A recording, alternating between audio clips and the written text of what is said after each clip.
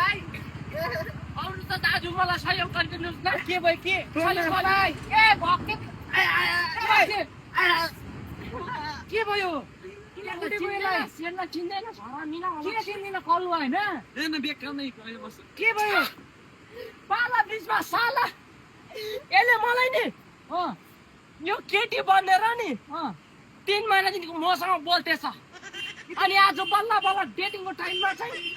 मलाई साला भेट्नु बोलायो कुनैले मलाई झुक्कायो केटी बनेर झुक्काको नि 3 महिनादेखिको सत्य दिन मात्र कहाँ हो त साला कति महिना बाद मेरो लभ सक्सेस भयो भनेर मैले घरमा बाउको मन्दिरबाट नि भेटेपछि 1 रुपियाँ चोर्दै नि मैले उसको लागि गिफ्ट पनि ल्याइदिएको थिएँ तर ऊ चाहिँ क्वालिटी यो रहेछ अर्काको जम्मै लुगा किरायमा लिएर आएको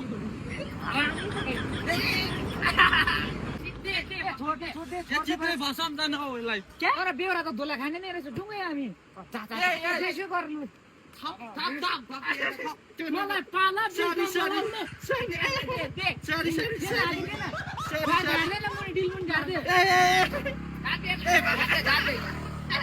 कसैको फिलिङसँग खेल्छस् सारी खेल्छु कुन चाहिँ बिर्छ यो पाला आज पालामा तेरो उतार्छु छाला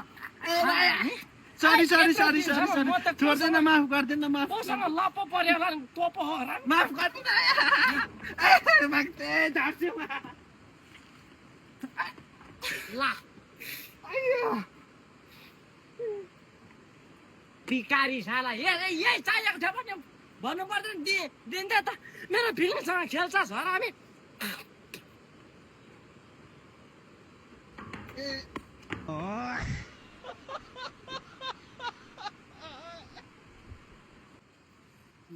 बजाउनु बजाउने पर्खिन मेरो पनि घर त्यता भाग्थे